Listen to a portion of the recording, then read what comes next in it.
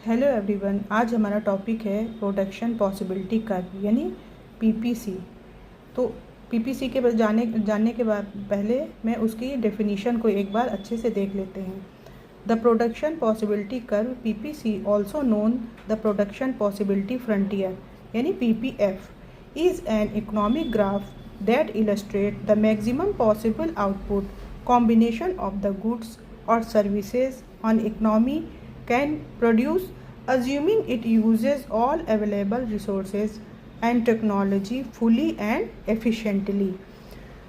मतलब क्या है इसका कि हमारी इकोनॉमी में एक अर्थव्यवस्था का पीपीसी एक बहुत महत्वपूर्ण ग्राफ है जो हमें यह बताता है कि एक अर्थव्यवस्था अपनी पूरी क्षमता का उपयोग करके दो गुड्स का कॉम्बिनेशन को या संयोजन को यूज़ करके कितना प्रोडक्शन, अच्छे से अच्छा प्रोडक्शन कर सकती है, जबकि इसमें लैंड, लेबर, कैपिटल ये सारे फिक्स और लिमिटेड माने गए हैं।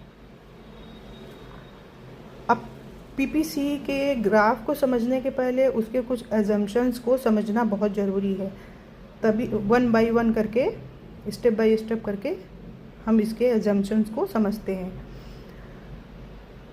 सबसे पहले क्या है, इसमें दो गुड्स होती हैं। इकोनॉमी में दो गुड्स का उपयोग किया जाता है, good x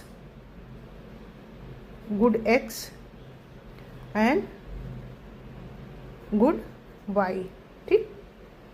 resources of production, resources यानी उत्पादन के सभी रिसोर्सेज कांस्टेंट या फिक्स्ड होते हैं, उनको चेंज नहीं किया जा सकता है। इसमें मान लीजिए कि मैं 15 लेबर ले रही हूँ या 15 यूनिट प्रोडक्शन के लिए दो वस्तुएं ली जा रही हैं, एक्स एंड वाई।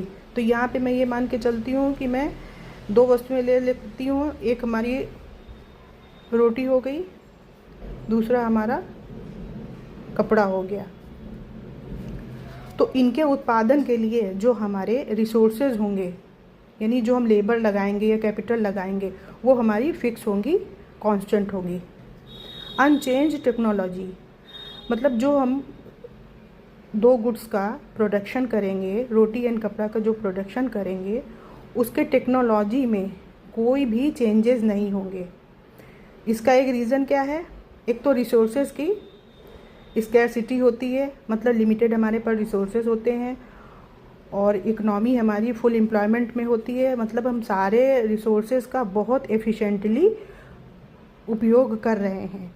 और ये हमारा शॉर्ट रन में, इकनॉमी हमारी शॉर्ट रन में चल रही है, तो पीरियड हमारा इतना छोटा टाइम पीरियड होता है कि हम इसमें कोई भी चेंजेस नहीं कर सकते हैं। जैसा कि पहले मैंने बताया, फुल एम्प्लॉयमेंट है।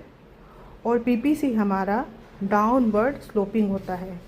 डाउनवर्ड स्लोपिंग क्यों होता है, एमओसी के कारण, मार्जिनल अपॉर्चुनिटी कॉस्ट, यानी जब हम किसी एक चीज़ के उत्पादन के लिए दूसरी चीज़, जब मैंने को किसी, मान लीजिए इकनॉमी में हमारे पास 10 लेबर हैं, ठीक है, और हमें रोटी और कपड़ा दोनों का प्रोडक्शन करना है, लेकिन लेबर हमारे पास 10 है। तो सबसे पहले हमने 10 लेबर को कपड़ा को बनाने में यूज़ कर लिया। अब हमारे पास रोटी को बनाने के लिए कोई भी लेबर नहीं है, लेकिन अब हमें रोटी की भी नीड है, तो हमें उसे बनाना है। तो उसके लिए क्या करेंगे, जो हमारे 10 लेबर हैं उसको हम ट्रांसफ़र कर देंगे रोटी में, इस तरह से कि रोटी के उत्पादन को बनाने के लिए वन बाय वन करके जितना भी हम कपड़े के यूनिट का त्याग करते जाएंगे, यानी यूनिट को छोड़ते जाएंगे, उससे हमारा रोटी का उत्पादन बढ़ेगा। तो उसका रीज़न होता है मार्जिनल अपॉर्चुनिटी कॉस्ट। इसीलिए हमारा पीपीसी डाउनवर्ड स्लोपिंग होता है। इसका रीज़न होता है लॉ ऑफ इंक्रीजिंग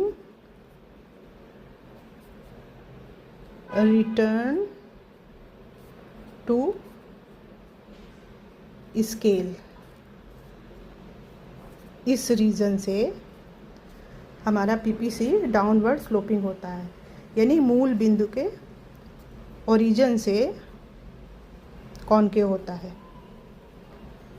ओरिजिन से कॉनकेव होता है। पीपीसी हमारा मूल बिंदु से